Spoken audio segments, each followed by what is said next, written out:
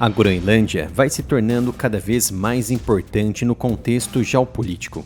Há ricos depósitos de matérias-primas na região e importantes rotas de transporte para o comércio internacional passam pela Groenlândia. No entanto, com o aumento do derretimento de gelo como resultado do ciclo terrestre, isso também cria um certo potencial de tensão com a Rússia e possivelmente com a China.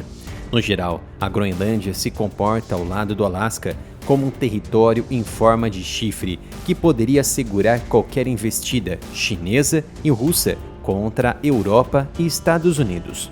A localização estratégica da Groenlândia, na rota mais curta da Europa para a América do Norte, vital para o sistema de alerta de mísseis balísticos dos Estados Unidos, tornou a região uma prioridade para Donald Trump, que enfatizou que estava falando sério sobre sua decisão de assumir a Groenlândia, com o primeiro-ministro do território, Buttigieg, dizendo que está comprometido com a independência do país e declarou repetidamente que a ilha não está à venda e que o próprio povo deve decidir sobre o seu futuro. A primeira-ministra dinamarquesa, Mette Frederiksen, relatou em 15 de janeiro que havia falado por telefone com Donald Trump e dito que a Groenlândia teria que decidir por si mesma se tornaria independente ou vendida para os Estados Unidos.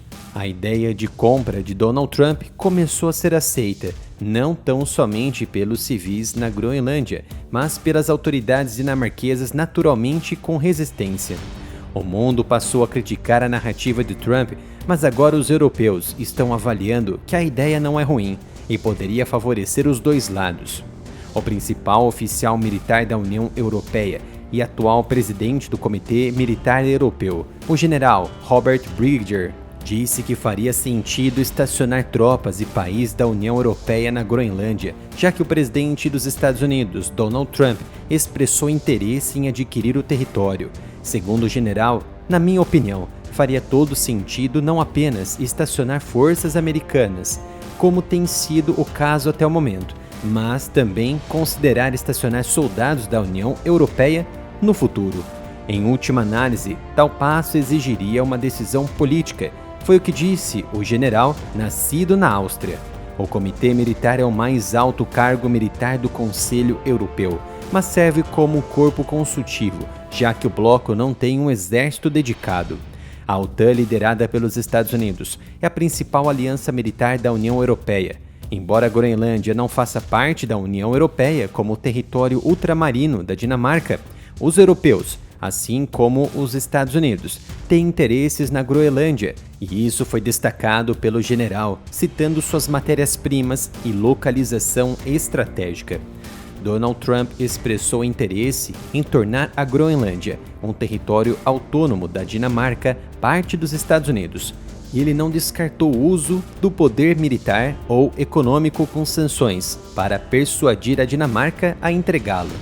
Mas o general Bridger também alertou que esperava que os Estados Unidos, como membro das Nações Unidas, respeitassem a inviolabilidade das fronteiras, conforme estipulado na Carta da ONU. Isso significa que os dinamarqueses e civis da Groenlândia devem decidir o futuro da região. No final das contas, no entanto, tal passo é uma decisão política, acrescentou o general. Ele continuou explicando que a Groenlândia é um território dinamarquês no exterior, embora não faça parte da União Europeia. No entanto, os europeus, assim como os Estados Unidos, têm interesses no território. E caso os americanos comprassem a Groenlândia, quais mísseis, quais sistemas poderiam ser implantados para barrar a Rússia? Chegaram as novas camisetas na loja do canal. Acesse o site umapenca.com/área militar. Cada compra ajudará na continuidade do meu trabalho em trazer muito mais conteúdos para vocês. Atualmente, os Estados Unidos têm interceptores terrestres do tipo GBI em Fort Greely, no Alasca, que são uma parte essencial do sistema de defesa de mísseis do país, ou DIMD. Esses mísseis são projetados para interceptar ogivas de mísseis balísticos intercontinentais e CBMs ainda no espaço, impedindo-os de realizar a reentrada na atmosfera terrestre e evitar a fase terminal. Isso significa que poderiam ser implantados igualmente na Groenlândia. Desde 2002, os Estados Unidos estão em negociações diretas com a Polônia e outros países europeus sobre a possibilidade de criar uma base europeia para interceptar mísseis de longo alcance.